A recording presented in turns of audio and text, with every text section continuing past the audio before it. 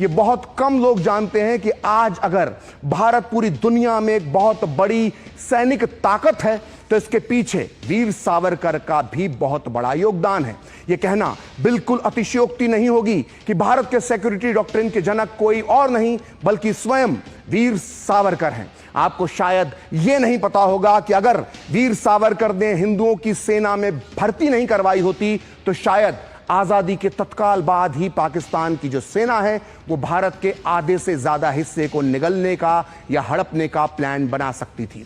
और वीर सावरकर की शान में इतनी बड़ी बात मैं ऐसे ही नहीं कह रहा, आज पूरा सच में मैं आपको तथ्यों, तर्कों और सबूतों के साथ भारतीय सेना के निर्माण में वीर सावरकर के इस महान योगदान के बारे में बताऊंगा। शायद आपको यह पता नहीं होगा कि आजादी के 10 साल पहले तक या यूं कहें कि दूसरे विश्व युद्ध के पहले तक ब्रिटिश इंडियन आर्मी में की संख्या बहुत ज्यादा थी और हिंदुओं की संख्या बहुत कम थी। सेना में का वर्चस्व था और अगर वीर सावरकर इस वर्चस्व को नहीं तोड़ते तो बंटवारे के बाद पाकिस्तान के सैनिकों की संख्या बहुत ज्यादा होती और भारत के सैनिकों की संख्या कम होती और इसका क्या अंजाम होता, यह बात एक सामान्य बुद्धि का इंसान भी समझ सकता है। आपको यह भी पता होना चाहिए कि जब 1947 में हमारे देश का बंटवारा हुआ तो सेना के ज्यादातर मुस्लिम सैनिकों ने पाकिस्तान की सेना में जाना पसंद किया था। आइए अब आपको बताते हैं कि अंग्रेजों को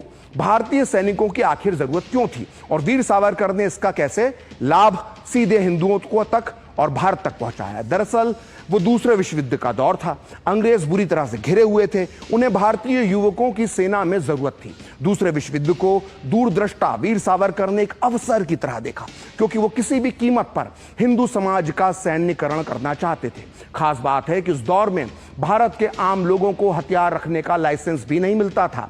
ऐसे में वीर सावरकर ने हिंदू युवाओं से आह्वान किया कि वो सेना में भर्ती हो। उन्होंने पूरे देश का चक्रवाती दौरा किया और इसी दौरान 1941 में कानपुर की एक सभा में उन्होंने जो कहा था उससे उनकी दूरदृष्टि का अंदाजा लगाया जा सकता है।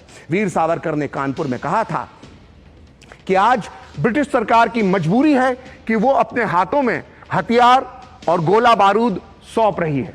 पहले आपको पिस्तौल रखने पर कारावास हो जाता था, लेकिन आज कांग्रेस आपको राइफल माफ कीजिएगा लेकिन आज अंग्रेज आपको राइफल, मशीन गन और तोप दे रहे हैं। हिंदू युवाओं को पूर्ण प्रशिक्षित सैनिक और सेना में अधिकारी बनना चाहिए। नौसेना के जहाज और लड़ाकू विमान भी हमारे हाथों में होंगे। आपको कागज से आजादी नहीं मिलेगी, आजादी तब मिलेगी जब आपके कंधों पर राइफल होगी।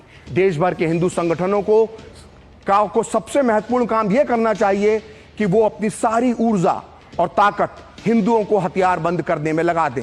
जो लड़ाई हमारे देश की सीमा तक आ पहुंची है वो हमारे लिए खतरा भी है और मौका भी। इन दोनों का तकाजा है कि हिंदुओं का सैन्यकरण किया जाए।